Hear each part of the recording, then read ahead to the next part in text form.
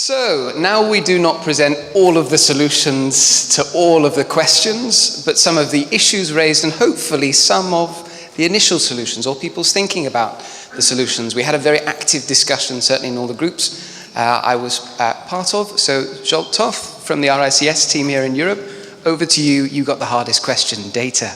Well, solutions we certainly don't have, but questions, and even those ones I think were quite difficult to sum up.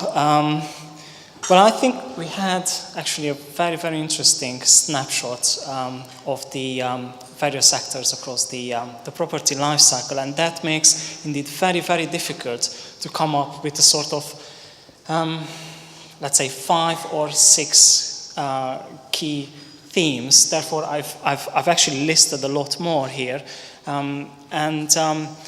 nevertheless, the fact that we have such a good snapshot of the property life cycle here and all the actors, I think that just highlights the need of data collection, of data management, how we manage that flow of data, how we collect, how we provide that data, how we pass that data to not only those technically minded people who usually produce the data, but those who are ultimately the end users or those who use that data for, in a strategic way, for decision making or investment purposes.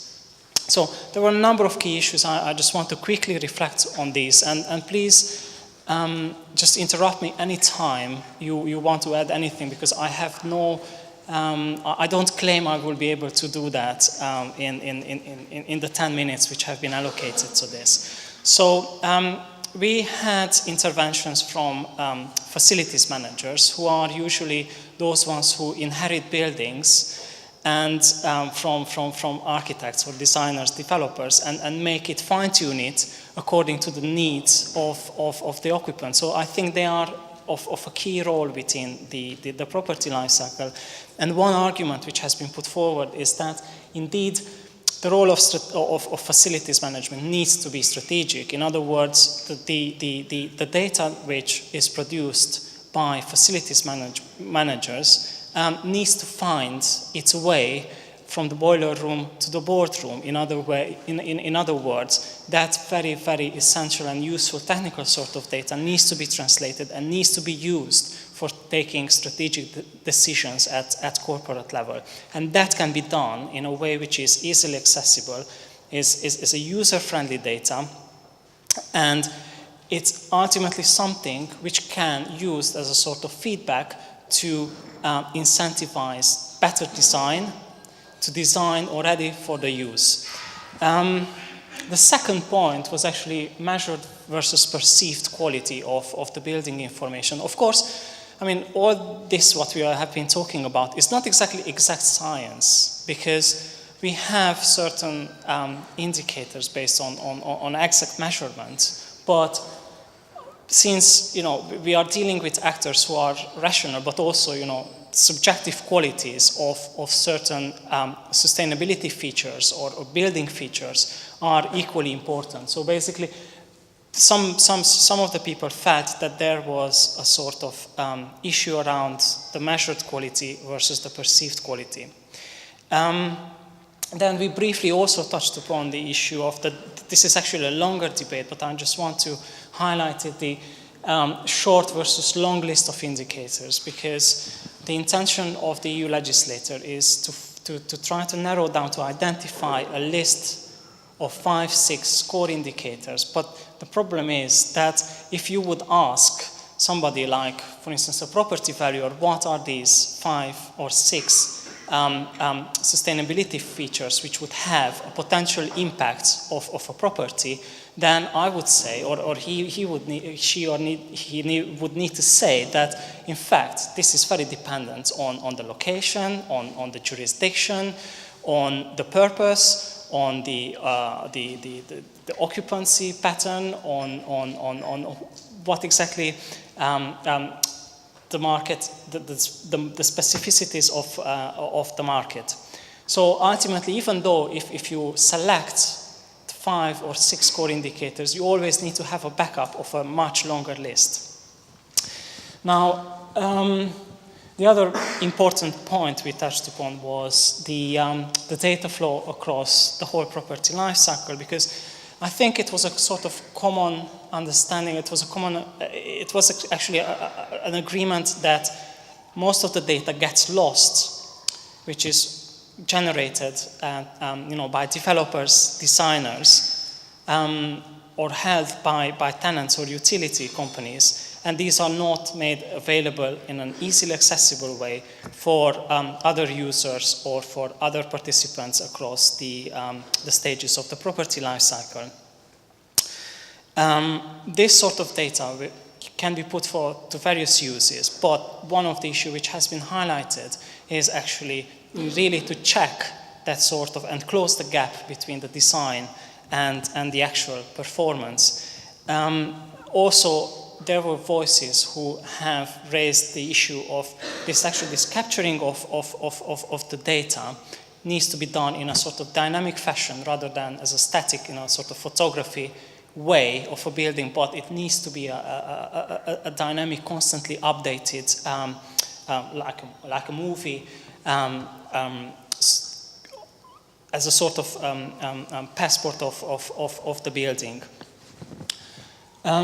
We had a discussion about quantitative versus qualitative, and now here, certainly, the common perception was that as a starting point, we have to start somewhere. We have to start with quantitative data, but later on, as awareness is raising and our tools are improving and getting more sophisticated, we can actually produce something, qualitative. We can use this quantitative data to interpret it, to analyze it, and to present it in such a way that can be used for the strategic purposes which I have pointed out earlier. Now, there was also a feeling that a lot of data is actually there, but who holds this data? Often this is a sort of proprietary data held by private entities, and therefore data is perceived as a sort of commercial gain, as a sort of commercial advantage. And I think, therefore, the initiative of the European Commission to catch up on this and to complement this comes basically to adjust this situation where the data would be made available also to the public realm and to the wider use by market actors. There is the importance of life cycle assessment, and whole life carbon was mentioned. Whole life carbon accounting was mentioned later on as well. Carbon use as a sort of proxy for environmental performance. And this is certainly a tendency which some of the participants felt that the market is moving on towards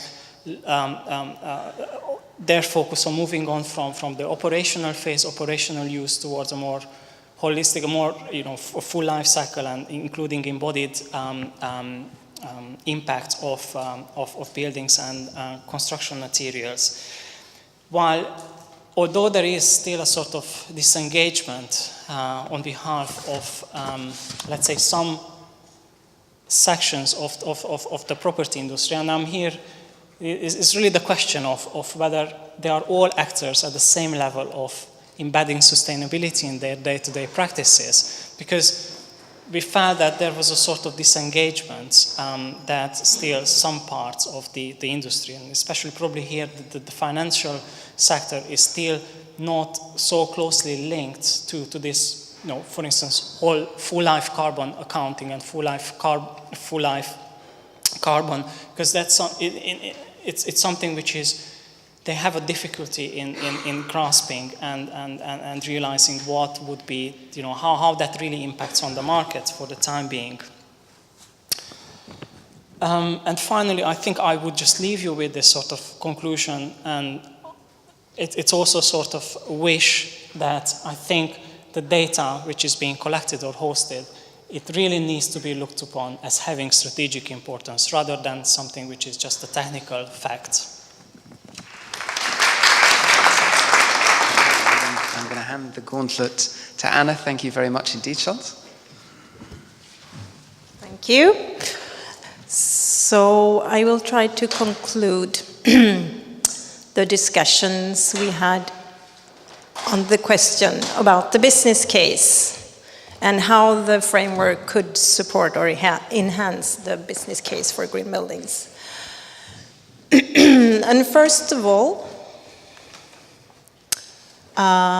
something that was mentioned in all the three groups was that the framework needs to be based on common rules and common calculations. Otherwise, it would be very difficult to kind of support any business case at all. And secondly, also discussed in all the three groups was that context matters. We were discussing in all the groups that the business case is often found in commercial real estate property markets, but maybe not in all the countries in Europe. And so we need to think about how do we get those countries up to speed, and how could this framework enhance that work or support that work. And we also discussed very much that there are so many different kinds of buildings and occupiers. And sometimes you think that if you can't work on the rent side, there is no business case. But I think we all realize that there are other different kind of things that could have an effect on your profitability or the business case, such as insurance costs, financing possibilities, and also, of course, costs. And also about on the occupier side, you have the experience from the building and kind of human experience, health issues, and other things. So there is definitely a business case for green buildings, even if you can't work on the rent side. And what else did we find out? We were discussing what kind of indicators that would support the business case for green buildings. And I think, of course, energy efficiency was mentioned in all the groups, but we were also discussing very much this occupier experience on health and well-being and how a building can support that. And of course also productivity, but I don't know, back to the context that matters. How do you measure the productivity in a single home? I don't know. There could be different measures, but maybe I should not mention them here. Waste was also a topic, especially waste during the construction phase. But then if you should compare an existing building to one that is being developed right now, how should you compare those two indicators? That could be some kind of difficulties there. We were also discussing indicators that might not be actually about the building itself, but on how the building is used. So whether it's a 24/7 building or an 8-5 buildings. I mean, if the building is being used 24 hours, 7 days a week, that's a way of using your building quite efficiently. But if it's not used as much, maybe that is actually a waste of resources, but it will have an effect on your energy consumption. So how do you measure that? Is energy efficiency in the building more important than the actual use of the building? And another thing that is not, which might also be difficult to measure, but is very important, is the flexibility of the building. If you develop an office building now, and after 20 years it's not usable as an office building anymore because office occupants want other kind of buildings or other kinds of premises. How do you measure that from a resource efficiency perspective? Another thing that was also discussed was location and the the need for good access to public transportation and the ability for people to have public access to the building. Another thing that was not discussed in every group, but especially in one group, was the public sector, and maybe that this new framework could be a possibility to really embrace the public sector, because at least in some markets, the public sector cannot kind of procure or publicly procure buildings or premises and using any of the existing schemes or tools or certification tools, because that would not be possible. But we thought, or in that group, we were discussing that maybe this framework could actually be a way of helping the public sector to procure more sustainable buildings or premises. And last but not least, in one group we were discussing that it's really important that the framework supports and help the business case of green building, but it's also very important that it's not kind of, how did we express it? It should also support existing schemes and not building new obstacles in already functioning existing green building markets, because in that case it would be a waste. I mean, even if you get someone on board, it's also a risk that you complicate things for those already up to speed. Thank you. And I've gone paperless for this bit, so I have to be really careful not to hit delete. Otherwise, I delete all of your wonderful knowledge. So on the question of this is going to be a voluntary initiative, how do people start to utilize this framework? What helps drive take-up of it to help grow the green building market more generally? So the first point here raised by the groups was, of course, there is a need here to answer this in a segment-specific way. The kind of solutions to this question, the kind of tools or incentives we might provide would differ for the public and private sector, residential, commercial. So as a general point, not all of the ideas would be relevant to each. Coming back to the point that the group's Anna was discussing discuss building upon existing tools and methods, the existing framework of energy policy, energy tools like EPC, that was mentioned, other data tools being used widely across the market were mentioned, certification schemes. But it was felt, one comment was that this could act as a tool of tools somehow. The different tools might be relevant to different users, and somehow this would help the user find the existing tool that was most appropriate to them. So building upon existing tools and existing initiatives, but also building upon existing networks. The Covenant of Mayors was mentioned as an initiative to get public sector actors across Europe to move forward on the energy agenda. It was suggested that kind of network, that kind of local network could be used to actually start to see actors take up this sort of initiative. There was a lot of discussion around the landlord and tenant relationship, I suppose more as a block to take up, because many difficulties have been experienced in that complex relationship, and rather than propose specific solutions to this, green leases and how the framework might integrate with those were discussed. It was really suggested that might be explored more, that area, for the kind of things that would help take up where that's an issue.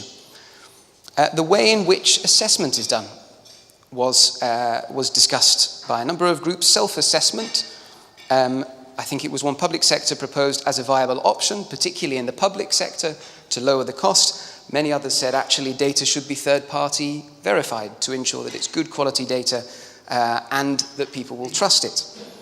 One solution proposed was inputting data to a system of some kind in relation to this framework, and then you could just maybe tick a box and say this is verified data or this is not verified data. So potentially some actors could self-assess and other actors would use third-party verified data.